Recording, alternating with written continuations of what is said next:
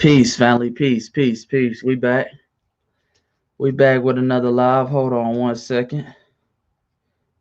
Let me get into this real quick. Let me send out the alert real quick on my IG page. One second, real quick.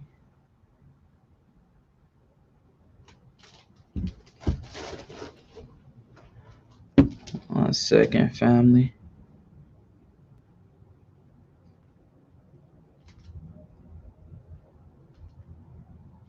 One second.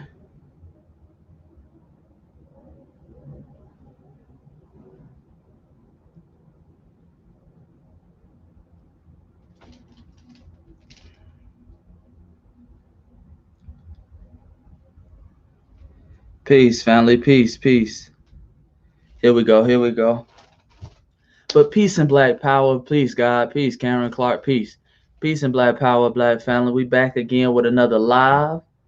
Yeah. Say you miss me. Yeah, man. I've been around and about, man. I'm trying to, take on a new business venture. And when you're taking on a new business venture, you kind of got to really focus on it. I don't want to slip up. And, in the past, I've thrown a lot of money at things that haven't panned out because I haven't been really focused. I've been trying to do a lot of things. So, been trying to open up this new business venture that y'all going to see real soon. We're going to add it to the Voice of the Ancestors Enterprise or the Volta Enterprise, along with the books and things of that nature. So just trying to build a brand. So, that's what I've been out and about doing. I think it's been about about 2 weeks, family? I think it's been about 2 weeks since I came on here and chopped up game with the family. Peace, God. Melanin Kings, peace, God. Peace to Shane Alpha. Peace and blessings. Peace and blessings. Yeah, but it's been about 2 weeks, but I'm back. Nonetheless, first let me first shout out, since when I came on here last time, I told you I was going to the Foundational Black American Conference. Shout out to Brother Tariq Nasheed. Shout out to Dr. Kaba, Professor James Smalls, Ariza Islam, and many other brothers and sisters who participated and was there. Very good conference. Very good conference that took place down here in the Georgia World Congress Center in Atlanta. Very good conference. I was very pleased with it. So shout out to that brother Tariq Nasheed for hosting that. I thought it had a lot of good conversation, a lot of good dialogue that needed, a lot of networking that went on at the conference that was much needed. And we need to see things like that. And it was very, very professional. It wasn't a NNN production. It was very professional, like I said before. So that was good to see. So shout out to those brothers and sisters who participated in that. Also, I want to encourage the family before I get started. As always, family, make sure you're investing right now. Make sure you're investing right now, family. That's very important. You got to be invested. It's a lot of volatility in the market right now with the Trump, what I'm talking about later on with Trump having the coronavirus and just different things of this nature. Really, the economy, they're basically just hitting the economy with little stimulus packages to keep it afloat. But the economy is really not healthy right now. And that's a good thing for us. That's a good thing for us because when the economy is not healthy, that spells opportunity. See, when the stock market is down, a lot of people panic. A person like me, I get excited because that means a lot of things that were normally expensive are going to be for cheap. So we have to get our mindset right, family. I need you looking at that stock market every day, investing, putting money in ETFs, things of that nature. We have to make sure we're investing, family, at all times. At all times. You see what I'm saying? Have to make sure that we're getting our military game up. You dig? Not only investing economically, working on the economic side of the revolution, but also working on the military side of the revolution. That's very important as well. We have to get our license to carry. We have to get legal firearms. That's part of your constitutional right. Nobody is going to protect us, family. As we see all the time, the police, every day they're shooting unarmed black men, women, and children. We don't have no protection like everybody else. We have to protect ourselves.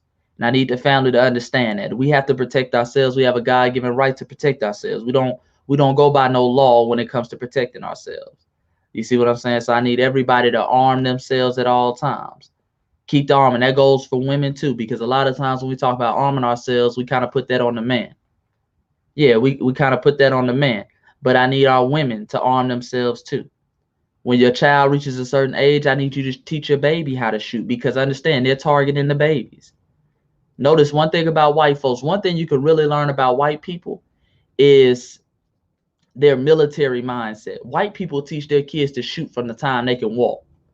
They put a shotgun in their hand, they put a pistol in their hand, they put an AR-15 in their hand. From the time they can walk. That dude, Kyle Rittenhouse, who went out there in what was it, Kenosha, Wisconsin, he was 17. He's probably been shooting guns. They got pictures of him from the time he was a baby with a gun. You see what I'm saying? White people put guns in their children's hands early, and they know how to use it. This dude wasn't even legally supposed to be carrying a gun, but he already knew how to shoot an AR-15 at 17. You see what I'm saying? We got to start doing the same thing with our children, and that's very important, family. Got to get our military game up. If you can't carry a firearm, hell, get you some pepper spray, get you something. You see what I'm saying? Get you a taser, something. We have to walk around with a militant mindset at all times. I'm not saying go around like you a gorilla and all loud with it. No, move silent but carry a big stick. Move silent but carry a big stick. That's a mindset we have to begin to develop. You dig? Yeah. You said it's been a long 2 weeks. Been looking forward to your perspective on things. Absolutely. But like I say, we're gonna get into it tonight, man. We're gonna get into it tonight. As you can see, the ancestors are working, family. The ancestors are working. Donald Trump, that was announced the other day. Donald Trump came down with the coronavirus. The ancestors are working, and I've been telling y'all about this. We just got to do our part. The ancestors are ready, family. If y'all don't know, the ancestors been ready for us to rise up. They've been ready for us to go to war. They've been ready for us to get serious about the revolution. They're going to help us out. The ancestors gave Trump that little Rona. That's just a preview, family. Remember, not too long ago, Trump supposedly had a stroke, a little stroke. You dig? I'm just reporting the news for the Secret Service and the FBI who could possibly be watching. You dig? I'm just reporting the news. Supposedly he had a stroke, a small stroke. And we noticed from certain photos that he had where his leg was dragging, things of that nature. You dig? So the ancestors are working for us. They're also getting after these coons. The ancestors are getting after these coons heavy. One of the head coons, King Face. Let me get some water because we about to get heavy. One of the head coons died. King Face. Have y'all heard about that? King Face. He's somebody who, he loved to walk around talking about, Black Americans were stupid. He was basically a puppet for Donald Trump and the Republican Party, along with Candace Owens. And you see, she's kind of been quiet lately because, it's not safe for coons right now. Coons are kind of feeling that, oh shit, the coons out here dying now. You know what I'm saying? He popped up and I think he had like a lung or a liver infection or something. He died. So I'm like, damn. I'm not condoning, I'm not either here or there, but damn, I'm just reporting the news. You dig? He was coped up in the hospital and died. And I think he was fairly young. I think he was in his 30s. You dig? But he's around here all the time talking about how he's a conservative thug. And he's just saying a whole bunch of white supremacist talking points, talking about the police aren't the problem. And the problem is we black folks, we need to pick our pants. So they're just saying a whole bunch of bullshit. And the ancestors got to him. The ancestors had to touch him. They had to go ahead and put him down. See, the ancestors are just ready to work. We just got to be willing to fight too. We got to be willing to fight too, family. We got to be willing to fight too. A lot of infighting going on. We need to use that to our advantage. All this infighting you see, if you saw that first presidential debate, which is really a comedy show. That first presidential debate was really a comedy show. It was just a whole bunch of two big-ass toddlers who were up there arguing about how they plan to inflict white supremacy. Because I keep telling y'all, that's all it's ever about. Don't get caught up, family, for the few people that's watching. Don't get caught up in this whole thing of good and evil. Both of these people are two veins on the same snake. Both of them represent the same team. All they argue about is how to implement white supremacy. If we study Joe Biden has a history of white supremacy. Joe Biden has been clear. He's not defunding the cops. Joe Biden is clear. He's not for reparations. He's not for anything tangible to Black Americans. You dig? Trump is just more open with it. See, they argue about how to implement white supremacy. That's the only thing they argue about. It's two big-ass toddlers, two senile toddlers up there arguing all the time. And as black people, we don't need to be trying to pick a side. Neither one of them are for our side. We need to sit back and let them self-destruct. See, I love this period. This is a time in history, family. When we look back on 2020, this is a time, this is going to really separate us if we're serious. This is going to move forward the revolution, because what we have in white society, we have the ancestors working on one end for us. We have a lot of white people infighting with each other, and they usually don't infight like this, especially on an open scale. A lot of white people are going at each other's neck just about whiteness, just about simple stuff. You see what I'm saying? They're harming white women, things of that nature. You see these white supremacist videos all the time. They slapping white women, doing things of that nature. They're off code right now, and we need to take advantage of that. We need to take advantage of that. Family, take off your capes. If you know a black person who puts on a cape, and what do I mean by a cape? We got black people, we have this savior syndrome where other people are getting that work. Other people, the Latino community getting that work, the Chinese community getting their work, other little white women and white feminist groups are getting that work, and we want to put on a cape and start saving people. No, no, no. Take off your cape. Let somebody else get some of that work. What we need to be doing is sitting back, plotting and strategizing. We need to be sitting back, plotting and strategizing, family. And I need the family to understand that. This is the perfect time for that. This is the perfect time to sneak up on you some land. You see what I'm saying? While the economy is in this what do we call that, consolidation period, where it's up and down, it's real volatile. You can get things for cheap. A lot of people being laid off. Some of these white supremacists, their bag is looking funny now. A lot of more people on the internet. A lot of more people are shopping. A lot of more people are doing online businesses. This is the perfect opportunity for us to get our leg up. You see what I'm saying? The playing fields, they're trying to become even now. You see what I'm saying? Because now nobody can really leave the house. Coronavirus don't care if you black or white. You dig? Now, I definitely think it's blown out of proportion, but you got white people getting that work too. Don't ever make them think, don't ever let them make you think that the coronavirus is strictly affecting black people, because they love to make us the face of everything. They're getting that work too, family. And we already know, due to several reports since really 2014, we know that white people have been at negative birth rate. We know that that's a fact. In several states, they're at negative birth rate, meaning that more white people are dying every day than being born. And you have what they have, these ghost towns, especially on the East Coast. Places like North Carolina and down here in these old hick Alabama city towns, these all white towns, these ghost towns where just these were all white towns.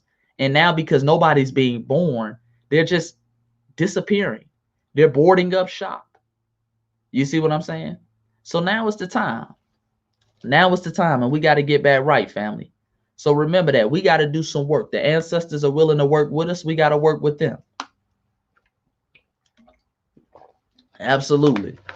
Also, I want to talk real quick about in detail the sister Brianna Taylor's case, because I'm not going to be on here too long tonight. I want to talk about the sister Brianna Taylor's case.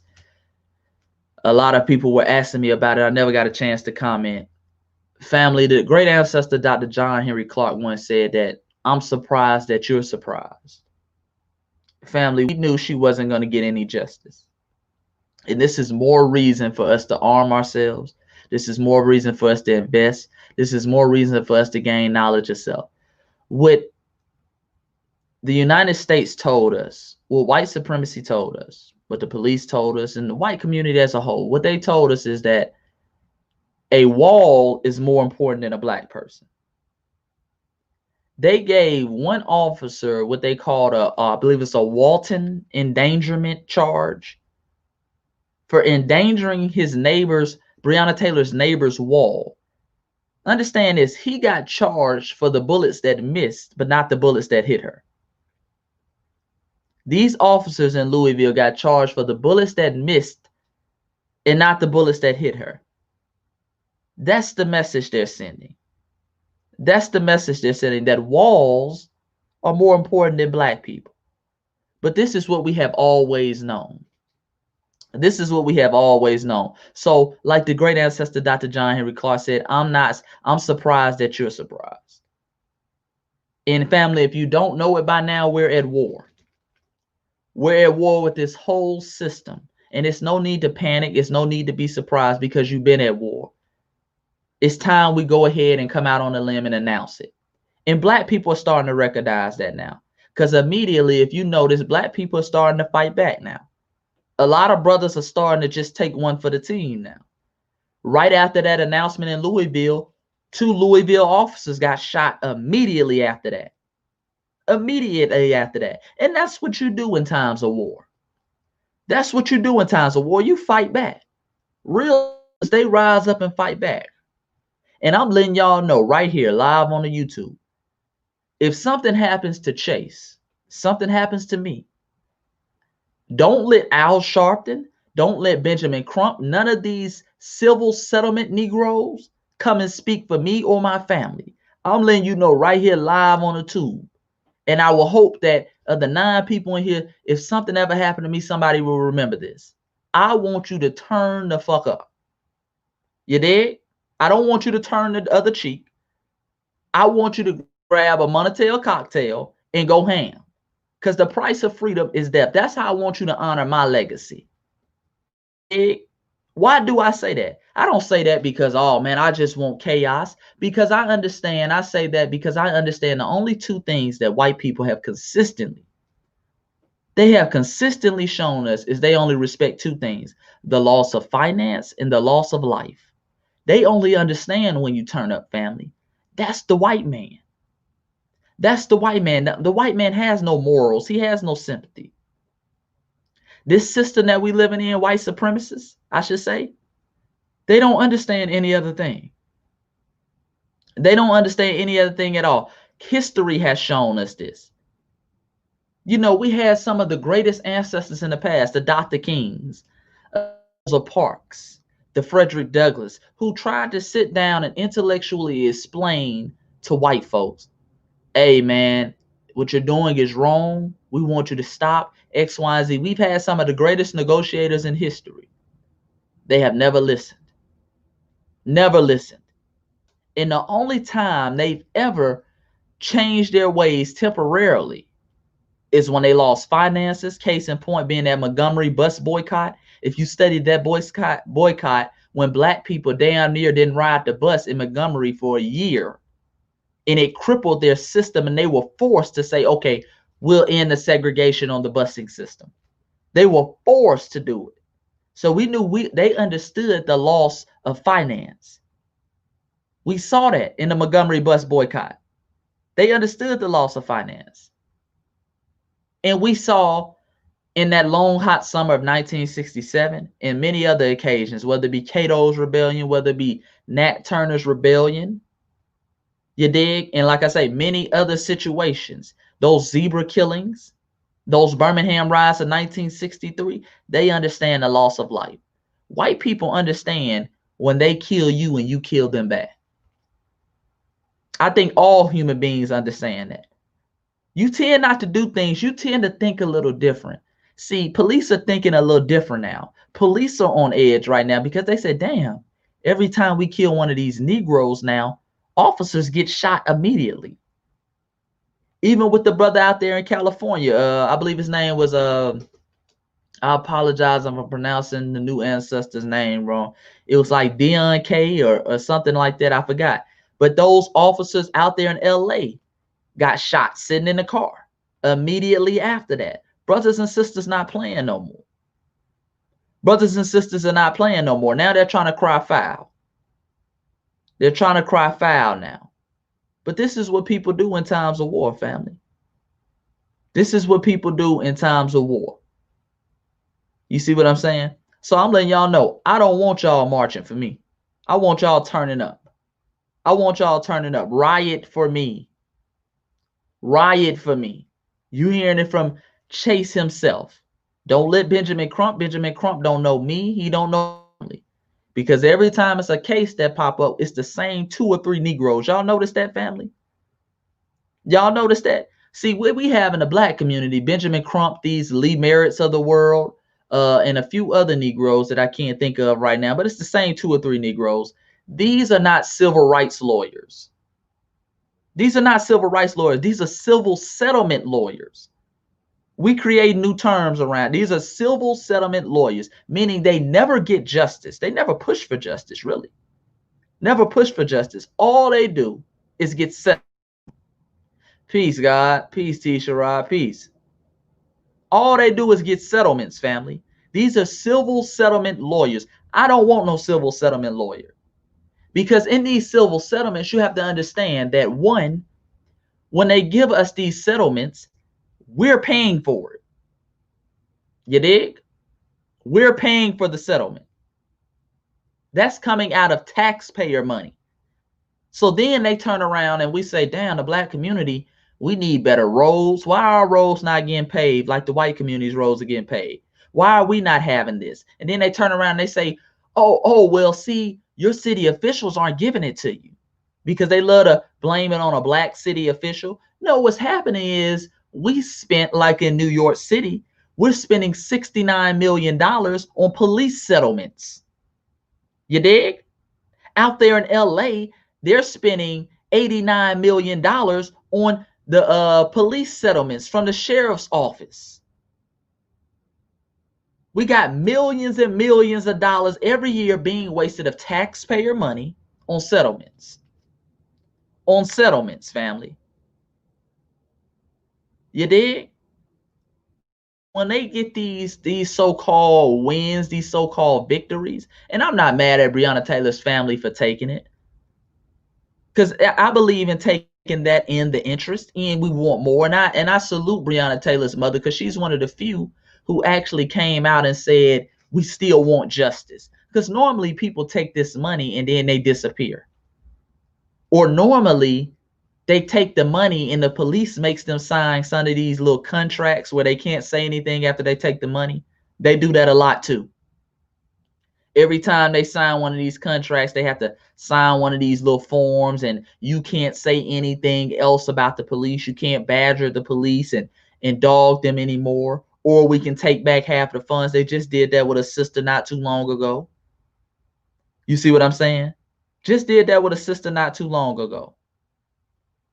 So like I say, we got to be on our P's and Q's. With these settlements, we're not going for that no more. That's nothing but us paying for the police wrongdoing. It'll be different if they were taking the money out the union. Take the money out the police union, who got millions and millions of dollars every year. Attack that. They won't do that though. We paying for their wrongdoing.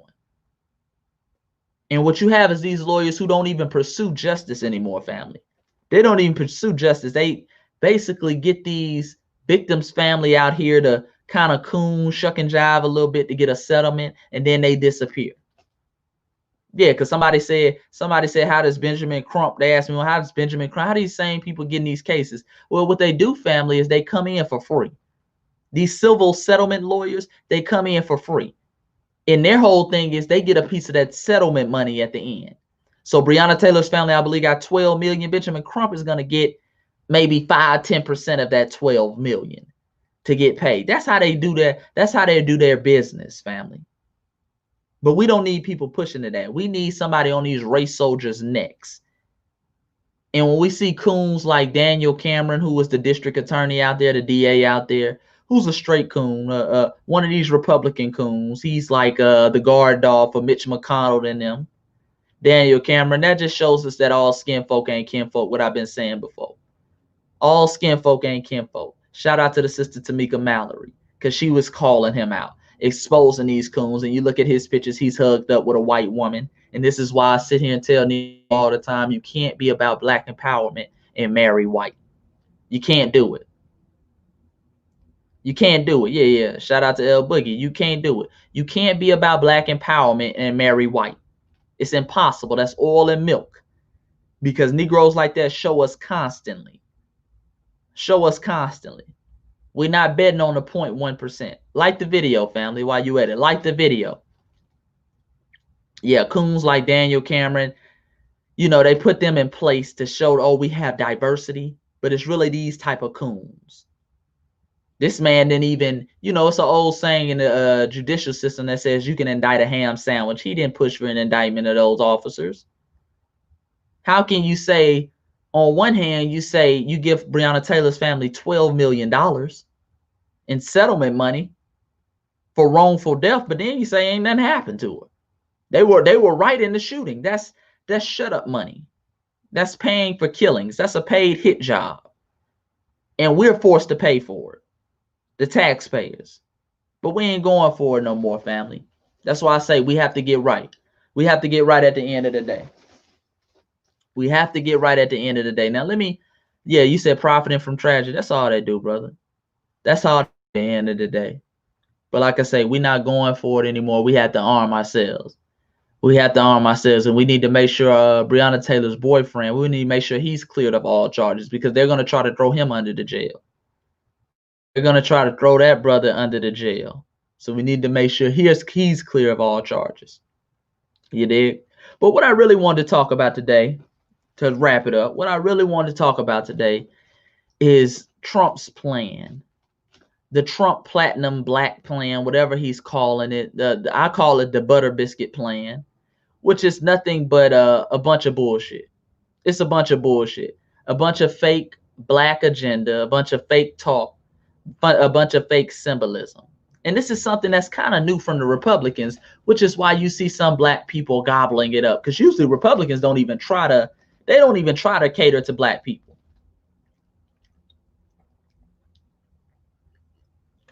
Republicans normally don't even try to cater to black people. They just like, well, shit, we don't go after the black vote anyway, so it is what it is. But let me talk about a couple things that's wrong with it, and a couple things I don't want the family to fall for. In Trump's black plan, first thing we have to understand is this, because I saw a lot of Negroes celebrating. It was Negroes all over the internet celebrating, and most of them were paid immigrant coons who just celebrate anything. If Trump say black, they, oh Lord, they start bucking their eyes and holding signs. Yeah, Trump 2020. They start doing all that. First thing is this. Notice how politicians, and this one thing when we talk about them bringing forth tangibles, the first thing we have to make sure is that it's specific to foundational black Americans first, because these are the individuals who suffered most of the trauma in the United States of America. Foundational black Americans were the ones enslaved, the one Jim Crow for the most part. You see what I'm saying? So when we're talking about something specific, we have to make sure it's specific for foundational black Americans, because what they do, and Trump did it in their little policy, you can go look at it on their site. They talk about how it's a black agenda or a black plan for black America. But when you look at the details, family, when you look at the details, you start looking, they're going to say, well, we're going to give out capital to minority communities and minority businesses. We're not minorities. So minorities, understand this, family, minorities is a trick word. White women are minorities. Latinos are minorities. Many of these Latinos classify as white, by the way. That's not a black agenda. That's an everybody agenda. You look at many of the Indian reservations now. Look at the head chiefs of these Indian reservations. They're $5 Indians. They're considered minorities, these $5 white Indians. You see what I'm saying? Arabs are considered minorities. Chinese folks are considered minorities. And most of them, by the way, classify as white, but they know how to use their little drop of other ethnic groups to identify as minority. You see what I'm saying? We need something specifically for foundational black Americans. You said they want us to compromise our integrity, continue to change. Absolutely. Absolutely. We're not minorities, family. Don't fall for it. Like I said, white women are considered minorities. And when you notice everything, I mean, even when they talk about Trump came out with something, he's going to give $200 million at HBCUs, and it said minority institutions. That's anybody. That's anybody, family. So understand this, these policies, this plan is not specific for foundational black Americans. That's rule number one. That's rule number one. Thing number two, he said he was going to give $500 billion in capital to the black community. And a lot of black folks went crazy because, see, we're not used to dealing with money, family. We're not used to dealing with money at all. And if you're going to talk about 500 billion to black folks, that seems like a lot. That's not a lot, family. First of all, when you're talking about black Americans, just by the latest census, you're talking about 34 million black Americans. If you divide $500 billion by 34 million black Americans, we're talking about $14,000 per person. Per person. Per person. 14,000, like it's like 14,700 and some change per person. Now, you mean to tell me the Japanese who were put in internment camps, they got $20,000 a head. They got $20,000 a head, family, for being put in internment camps for 2 years in the United States. They weren't raped. They weren't killed. They weren't forced to work. They were put in internment camps, and kind of rightfully so, because we were at war with their mother country, and you don't know if you can trust people who were immigrants who were coming over. They put them in internment camps for 2 years. They gave them $20,000 a head. But the people who were enslaved 250 years, another 150 years after that of Jim Crowism, where they can be lynched, where their cities were burned down to the ground, 14,000. That's about what we're gonna get y'all in capital. In capital. That's bullshit, family. That's a bullshit offer. What the hell is $500 billion in capital gonna do for 34 million foundational black, 34 million black Americans? That's nothing. Don't fall for the trick bag. You did? Don't fall for the trick bag. We get caught up in 5 million. Niggas start bugging out. $500 billion, man. Shit, man. I'm Team Trump now. That's nothing. And not to mention back what I said, point number one, in that when they talk about raising 500 billion in capital and dispersing it to the black community and the fine details, they're talking about how in the black community it's minority businesses, it's other businesses. So you know what's gonna happen? Black folks, we probably gonna get 100 billion that we have to split among some of these immigrant coons as well. And then the other 400 billion is gonna go to Jiangsu and Santa Maria and the abuelas of the world. You see what I'm saying? Everybody else gonna get some of that. We ain't gonna get none of that. And we ain't got nothing to begin with. Because like I said, even if we got the whole 500 billion in capital, we talking about 14,000 per person. That's nothing. You see what I'm saying? That's nothing, family. You see what I'm saying? At the end of the day, if you're gonna look at that as some form of reparations, because that's what they're trying to do without saying it. They're trying to act like this is some form of reparation so they can go back and feel good on this as well. If you go back and look at 2020, Trump gave 500 billion. That's nothing, especially when history has shown that you gave the Japanese 20,000 a head in reparations, and that was 20,000 back then. So we haven't even factored in inflation. That will probably be like 35,000 today. You see what I'm saying? So you're going to give us less than they got in today's time when money ain't even shit.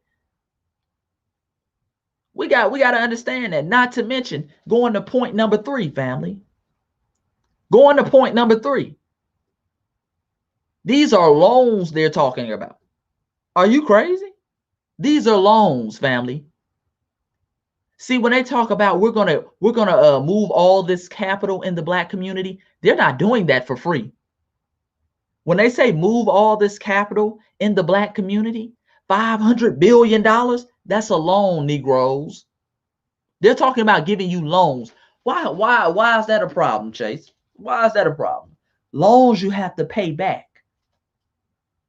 I'm sorry, you never paid back the loan we gave to your ass to build the country. Now you got to loan us something and we got to pay you back. That's our form of reparation. That's what you're doing for black people. So now this is just one of those twisted ways to get us enslaved and even more debt. And even more debt. You see what I'm saying? And even more debt. Hold on one second. Absolutely. Absolutely. Shout out, I think we got a troll in the building. Yeah, we got a troll in the building. Shout out to Classic Americana. You know, these little trolls. Y'all got to do better. Trolls, you gotta get more creative. Y'all be having these basic pictures, dogs in your pictures, and you're really pussies hiding behind a screen all the time. You're afraid to show your face. You see what I'm saying? All the time. Troll, y'all got to do better. You got to step your game up.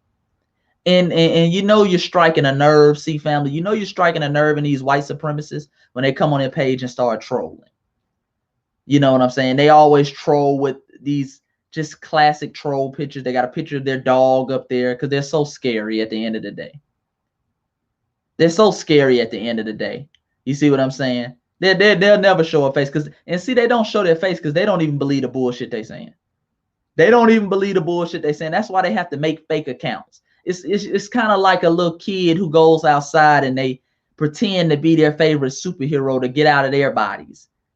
This is, these are trolls who don't understand. First of all, trolls don't understand this. White broke Negroes like this who get up here and troll. They don't understand Trump ain't doing nothing for them either. Trump hates them. He despises poor white people too. You dig? He despises them too. He despises them too. So the trolls get in here. They ain't got nothing better to do all night. And they get in here and troll. That's how you know we striking a nerve, family. That's how you know we striking a nerve. You dig? They ain't got nothing else better to do. And they got 4 or 5 troll pages. Now, I'll be on Instagram and I'll block a troll page. And the same troll will pop back up with another one. Just no life at all. No life at all. Crazy, ain't it? But let me get back on point. These are loans, family. These are loans. The audacity of these folks to try to give us a loan. We don't want no loan. We want we are old. Imagine working at your job, family, for your whole life. And at the end, they say, well, shit, we're going to give you a loan, but you got to pay us this back. You see what I'm saying? We're not going to pay you for all the work you did, for all the years, the things you used to build the country. We're going to give you back. We're going to give you a loan so you can be enslaved even more. You see what I'm saying? We're going to get you a loan so you can be enslaved even more. That's what they're doing. That's what this black plan is, this platinum black plan.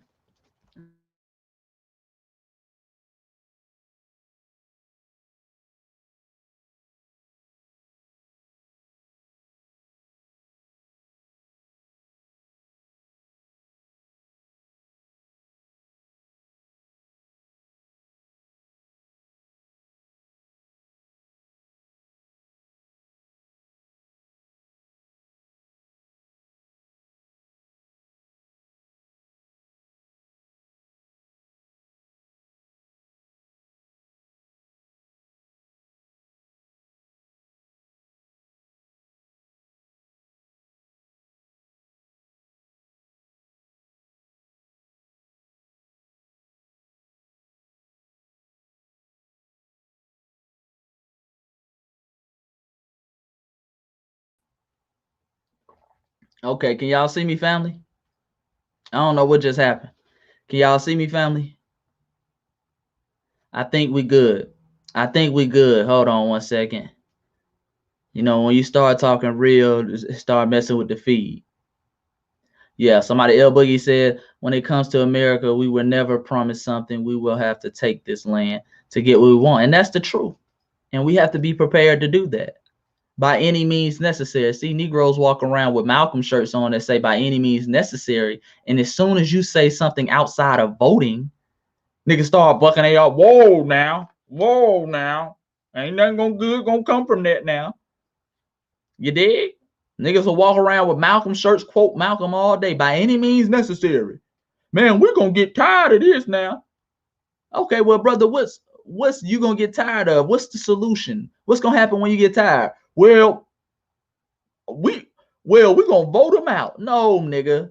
We're not gonna keep voting, dog. We're not gonna keep voting. In 1976, the American Revolution, did white Americans say, hey, shit, we're going to vote the British out? No, they said we're going to pick up arms and it's by any means necessary. We're not going to keep talking. We're not going to keep accepting taxation without representation. You dig? No, we're not going to do that. See, niggas' end game is voting all the time. We got to get out of that. Niggas end game is just vote. We gonna vote. And they've been pushing that heavy now. I mean, they got hip hop artists out here. They paying them money. Vote, man. You just vote. What are we voting for? What are we voting for? Notice you never say vote for. Notice they never say vote for me because I'm gonna do this tangibly for foundational Black Americans, or I'm gonna do something specifically for Black people that's tangible. They just say vote. That's the whole thing. That's the whole slogan, man. You better vote. Why we need to vote? Well, Trump, you don't want Trump to get another 4 years, do you? Man, you better vote.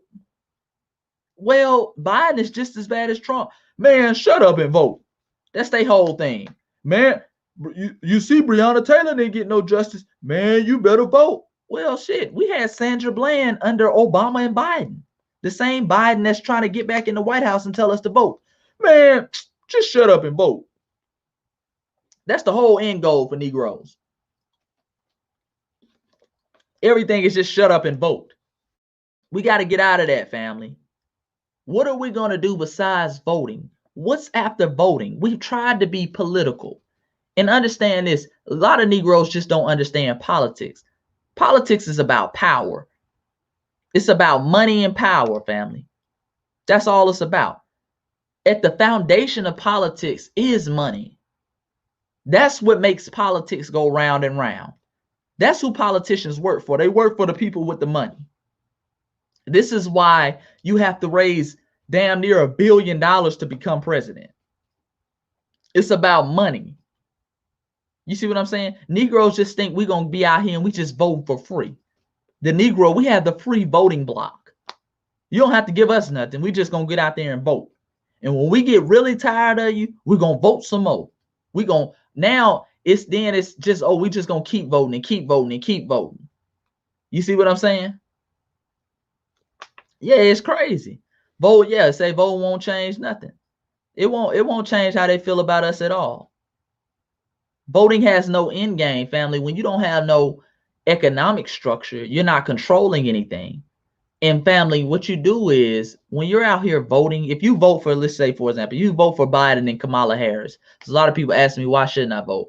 When you vote for them, when you vote for somebody like Kamala Harris, who has a history of locking niggas up, that's number one. When you vote for Kamala Harris, who clearly doesn't have any ties to the Black community, for majority of her life, she hasn't even identified as Black. She's been identified as everything else, Indian and all this other shit. You see what I'm saying? She doesn't identify as Black. What you're doing is you're setting a precedent to say, okay, well, you don't have to give us anything. We'll just vote for free. And other politicians are used to that. They're used to Black people. We don't have to promise them anything. It's no need to promise somebody something if they don't require it. They're going to vote for free anyway. You see what I'm saying? They're going to vote for free anyway, family. Voting for somebody like Joe Biden, who said he's not for reparations. He's not for anything tangible. He's not even for fucking defunding the police. He's not for anything. His whole thing, their whole claim to fame is Trump is racist. Vote for me. I'm less racist. That's their whole claim to fame. And when you vote for him after that, what you're saying is shit. You ain't got to do nothing for me. You don't have to do nothing for me at all. I'll vote for you for free. I'll vote for you anyway.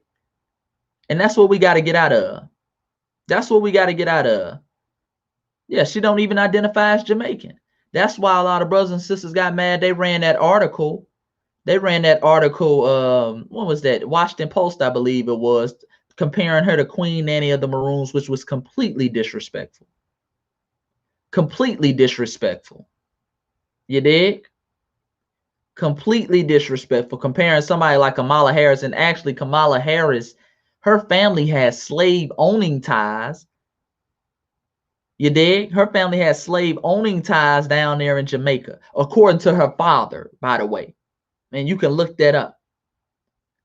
Their history goes back to the slave owning class. Because remember, in the Caribbeans family, it's you have that racial caste system in the Caribbeans, where they have that heavy light skin, dark skin thing, where the light skinned people, the mulattoes as they call them, act as honorary white supremacists.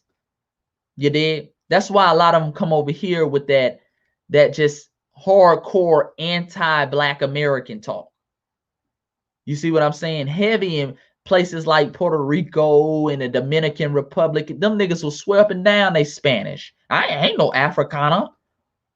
Home is Spain. They get over here and classify as white. They go harder than the white supremacists. You see what I'm saying? You always got those immigrants out there talking dirty about foundational Black Americans. They get over here and do that. You see what I'm saying? And all of them got Black grandmas in their family.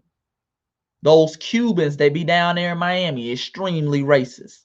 You can tell they got some Negro blood in them, but they'll never admit it because they had a heavy racial caste system. So that's why during the Haitian Revolution, 1804, you had a brother by the name of Mackendall. Mackendall had to poison the coons before he poisoned the slave owners. That was heavy. A lot of people missed that in the Haitian Revolution. You had a brother named Mackendall. He pretty much kicked off the Haitian Revolution. He had to poison the coons, that mulatto class, because these niggas are so full of self-hatred. I'm speaking back then. I'm not speaking about all brothers and sisters with white parents or things of that nature. I'm speaking just in history, in terms of history. The Haitian Revolution, Mackendall had to poison those coons first. You see what I'm saying? He had to get them out the paint. He said, listen, these niggas, that self-hatred, they act as a buffer class. They act as a shield for white supremacy. You can't even fight the white supremacists because they in the way. You see what I'm saying, family? That's the part, that's the class that Kamala Harris is part of. Remember, her mother is darker than her. Her mother classifies as white. Look at Kamala Harris's birth certificate. Her mother classified as white. Her mother is Indian, though. And she looks to be part of the Negrito part of the Indian blood. She's darker than Kamala. So that self-hatred, understand that self-hatred runs deep in Kamala's blood. And then that's why they keep trying to blacken her up, because Kamala ain't never really had no ties to the Black community, family. She ain't really never really had no ties. That's why every interview, they've been trying to give her these homegirl type interviews. Kamala, who your top 5 favorite rappers? Tupac, and Biggie. Well, you know, it's so tough because she don't know nobody else but Tupac and Biggie. She don't know nobody else but Tupac and Biggie. You dig? They say name your top 5. Tupac, Biggie, and she looking at her people in the background. God damn it, ain't y'all supposed to be screaming these questions? Shit. Girl, it's just so hard. I can't do nothing about it. Next question, please. They trying to blacken her up. She's walking around here in Chuck Taylors and Timbs, and she ain't even lacing up the Timbs right. That's when, you know, that's when everyday Black folks not really rocking with them. The New Yorkers, you know, they heavy on their Tim game.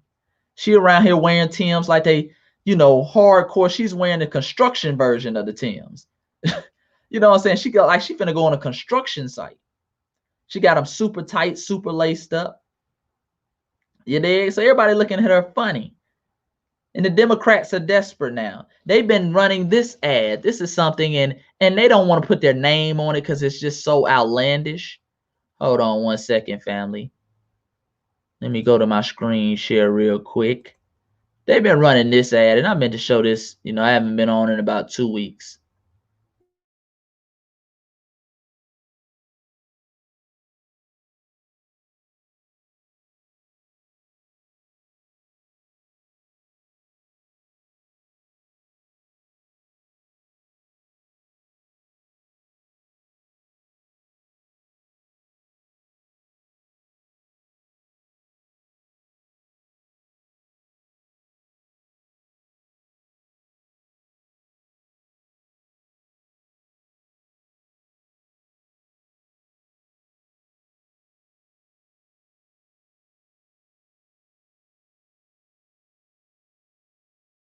Taught in our schools, then vote for the school boards that will prepare us for the job market. Want to end cash bail? Well, then vote for the sheriffs and county officials that feel the same way you do. But you talking about, oh, they gonna pick who they gonna pick, shawty. Ferguson just elected their first Black mayor. You know how that happened? It's clear Black lives don't matter to some of our current elected officials. If they matter to you, then don't let other people decide who's gonna run your community. Get your booty to the pole. Get your booty to the pole. Get your booty to the pole. Get your vote. For information on how and where to vote, as well as resources to find out who's running where you live, go to getyourbootytothepoll. All right, that's enough of that. That's enough of that, family. Oh my goodness. Get your booty to the poll. That's where we at now, family. This is the white Democrats. Understand, that's who's behind this. That's who's behind this. That's who's funding this. Because the Democrats are the only one who pushed this vote shit in black folks. Notice Republicans don't even tell black folks to vote like that. They don't give a fuck. They're like, because we're not catering to your base. And that's one thing I can respect about the Republicans. They're hardcore white supremacists. You dig? They're hardcore white supremacists. They ain't out here shucking and jiving. Now they're gonna try to run that con game, white supremacist con game, like the Trump plan, like I just talked about before. But they ain't out here talking about get your booty to the poll. They ain't out here talking about that bullshit. Yeah, that's the white Democrats. What the hell is that? Yeah, that's the white Democrats. They're behind that. Get your booty to the poll. And that's just what they think about black folks. The fact that you would even run an ad like that.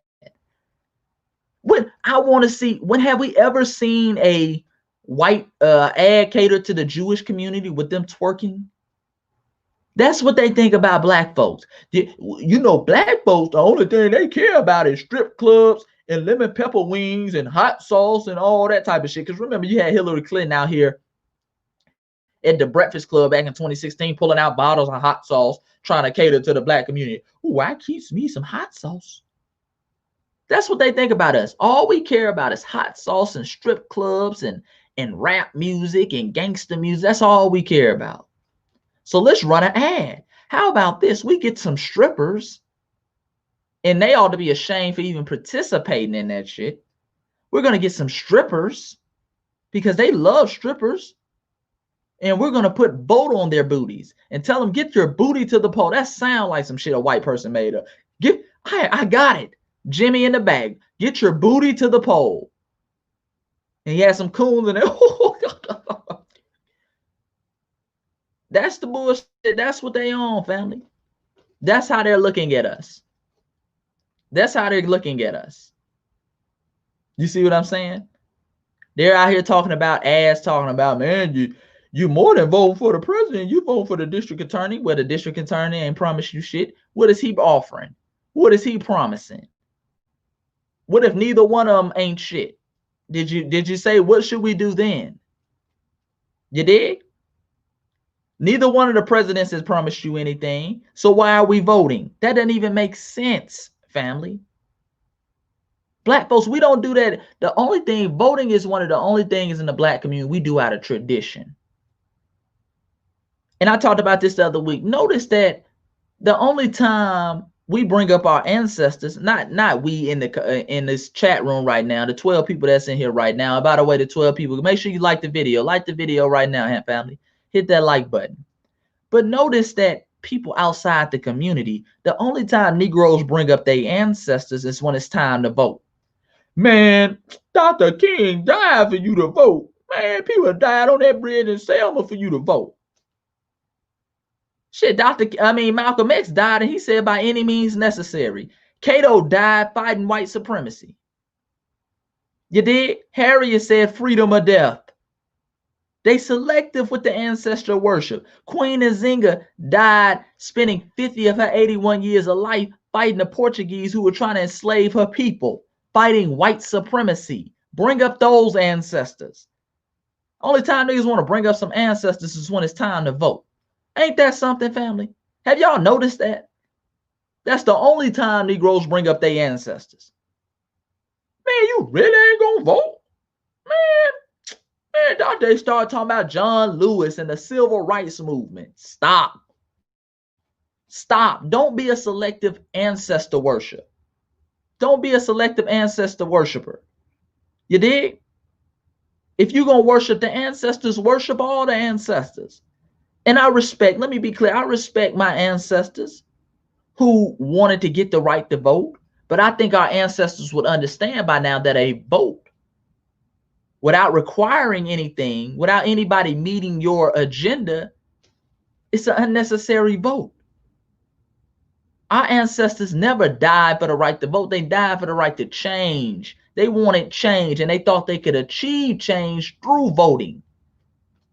You dig? But as their descendants, we see that voting gets us nothing, especially when we're not requiring any tangibles for it. That wasn't the sole goal. Niggas didn't want 40 acres in a Barack Obama. When did we hear that in the 60s? Man, all I want is a Barack Obama. No. We wanted our own neighborhoods, our own communities, our own banks, our own institutions. We wanted equality. You see what I'm saying? We wanted justice. And we thought we could achieve some of that through voting. But now that we know we can't achieve it through voting, we're moving on to the next thing. Now, I think, like I said, the voting is possibly a very powerful tool when used in the right way, when you require people to have tangibles for your vote, when you put your money behind your vote and operate what Dr. Claude Anderson talks about in the system of powernomics. Because, hell, I don't believe in voting. I think if black people, we pull our money together, we got $1.8 trillion in spending power. We can just buy the politicians. Fuck voting. When is the last time you seen a Chinese ad talking about them voting towards the ad targeted towards the Asian community? You see what I'm saying? Talking about get your egg roll to the poll. You ain't never seen that ad. They don't even target them.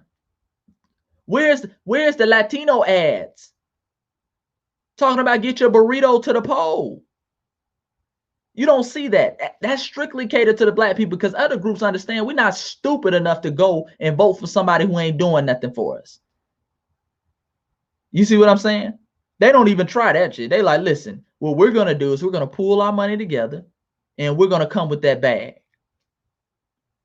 You see what I'm saying? That's what they said. They said, we're going to pull our money together and we're going to come with that bag.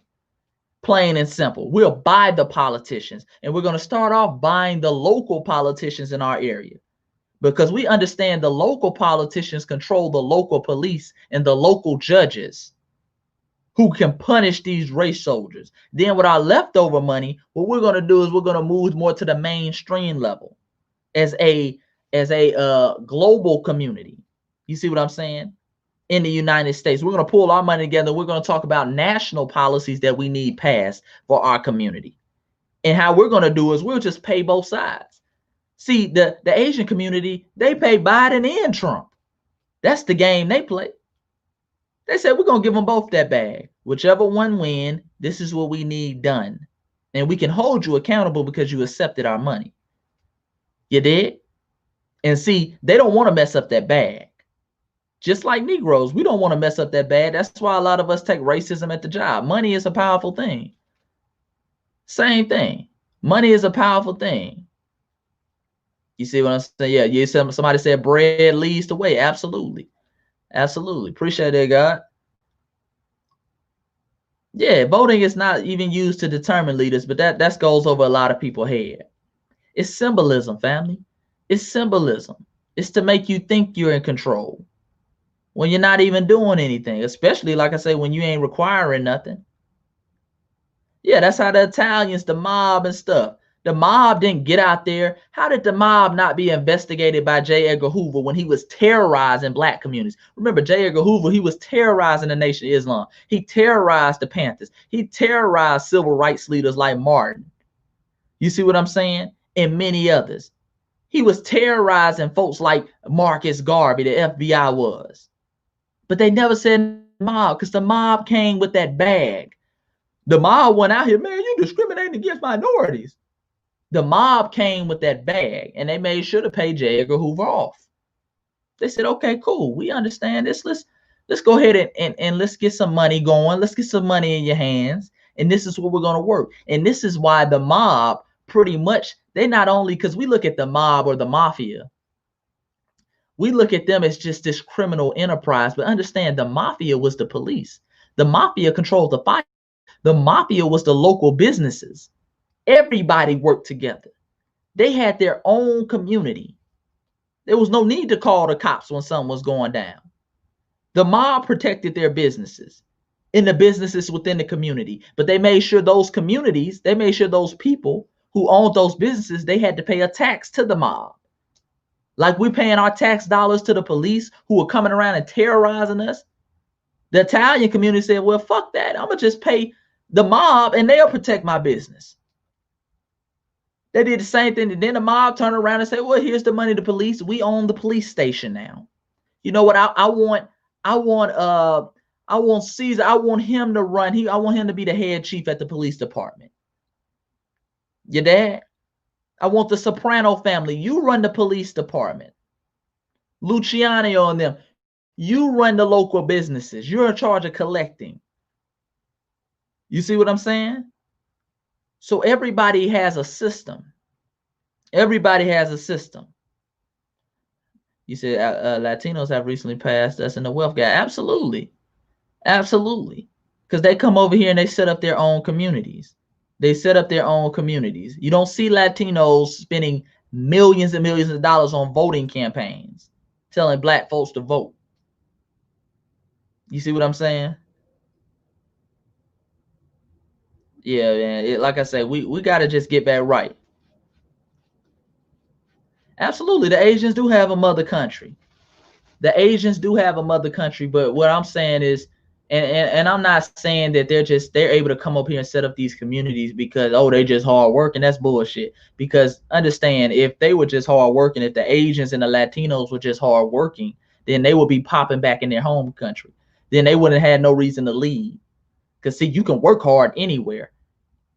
They had to come here off the fruits that foundational Black Americans built, and they're allowed to do certain things because they know, white people know, if the Asians start getting out of control, they can just send them back home, or they can just shut down the borders. You dig? They can just shut down the borders. That's easy for them to do. They can't do anything for us, and that's another reason they're so hard on foundational Black Americans. They can't. Where can they send us? You can't send us nowhere. In fact, Black folks in America, foundational Black Americans, we have more right to America than any other group.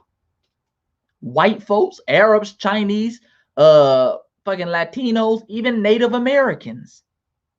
Even Native Americans. Remember, Africans were here before the Native Americans. We are the Aboriginals. The natives, the people that they call natives now, first of all, 90% of them are $5 Indians. 90% of them are $5 Indians, white folks who signed that Dawes Rolls Act in the 1800s in order to become Indian, get their name on those reservations. You dig? That's most of them. The others who actually have some native blood are the Mongolian Asian who came over that Bering Straits about 12,000 years ago. But before that, you had Africans here, and we intermixed with them. You dig? So we have more rights to this land than anybody. And not to mention, the other Africans that came over literally built the Americas. Literally built the Americas. So we have more rights than anybody over here. We got to be clear on that. That's another thing we got to be clear on. You dig? So they can't send us anywhere. This has always scared them. See, they allow the Asians to set up their Chinatowns. You see what I'm saying? They'll allow them to do that. They can set up they can set up their little Italies. You see what I'm saying? Because they could be sent back. At the end of the day, if we don't like you, if you're getting out of control, we could just shut down. We could say, no, we're not allowing any more immigrants from a particular country. You dig? We can find ways to do that. Just like they did the Muslim ban when Trump first got into office. They did the Muslim ban. They said, nah, we don't want you coming over here. You're Muslim. Well, I'm not even Muslim. I'm a Christian. Nah, you come from a Muslim country. You're Muslim. I'm white and I say so. So, you know, that's the thing. That's the thing. Yeah, so they're allowed to. That's the whole point. They're allowed to do that. You say you familiar with the Boule? I read that the Jews and the Black Boule used the Harlem Resist Renaissance to distract Black people from the Marcus Garden. Absolutely. The Boule is heavy as well. I don't think Boule is more so, to me, the Boule is that higher up Black Democratic crowd, that Angela Rye type crowd, that Roland Martin type crowd. The Boule is those Black folks. They think they know more politically than they actually do. You see what I'm saying? Their whole goal, they don't really want tangibles for Black folks. They just really want a job. They really would just want a job. So they ain't gonna ask no tough questions. They ain't gonna stand for that. They really just want a job. A lot of black people, listen, family, a lot of black people, their whole goal is to say that they got beat up, or man, when I was young and I was in the civil rights struggle, man, I took all type of beatings, but I kept pushing. That's a glorious to a lot of people. And this is why I go so hard on people like John Lewis, who glorify getting beat up on bridges in Selma. It's nothing glorious about that. That's that boule crowd. You know what I'm saying? That boule crowd, they just want to be able to say they fought for something. You see what I'm saying? They don't want to win. They don't want anything tangible. They just want to say I fought for something. And they want to be integrated. They want to have white friends. You see what I'm saying? They want some white acceptance. That's that boule crowd. But yeah, I wouldn't be surprised. I had to look up the Harlem Renaissance and what they did then. I had to do more research on that. But I wouldn't be surprised, because somebody like Marcus Garvey, they don't like all that attention. Boule crowd, they don't really like grassroots things. Anything grassroots, like even the reparations argument or Foundation of Black Americans, when the whole reparation issue started coming up, they didn't like that. Whoa, what do you mean? So then after they realized it was getting so powerful, you had Negroes like Al Sharpton talking about he made the reparations argument popular. Stop. You see what I'm saying? They can set up business easier than we can. Absolutely. They're allowed to do that. Yeah, that's a must read. They Came Before Columbus by Ida Van Sertima. That's a must read. I'm trying to get my hands on, and I read it. I read like 75% of it. If anybody got the first the first Americans were Africans by Dr. David Imhotep. I want to get it on Amazon. Amazon want $950 for it. And I mean, I can get it, but I'm like, bro, I know somebody got it. I know some black people got it. It's no way, because Amazon don't even, they book prices normally ain't even that high. But I'm finna just go ahead and buy it. But if anybody got that book, The First Americans Were Africans by Dr. David Imhotep, I need to buy that off of you. Hit me up on Instagram, Voice of the Ancestors. At Voice of the Ancestors. You dig? Make sure you hit me up. I need that book. You dig? But yeah, a lot of good information, in books. That's why, I try to jot down history and I try to read. Any more questions though, family? I'm about to get off of here. Got a lot more work to do. I just had to come and check in with the family tonight. I ain't been on here in weeks. I haven't been on here in weeks, so I had to come in here and check on the family tonight. If you haven't already, family, make sure you like the video, family. Like the video. Hit that bell icon and subscribe. Hit that bell icon and subscribe. That bell icon is important because it's going to give you the alerts. A lot of you subscribe, but you ain't hit that bell icon. So if you just subscribe, it's just going to put my page on the home screen. But you hit that bell icon, it's going to give you the alerts when I go live. So we back on our regular schedule. I'll see y'all again Wednesday, family. Any more questions though before I get out of here? Any more questions before I get out of here? Had to chop up some good game with the family. Guys, a couple business ventures coming up that y'all gonna see real soon as well. You dig? All right, no more questions, then I'm finna get out of here, family. Finna get out of here. Until next time, family, peace and Black power. I'm out.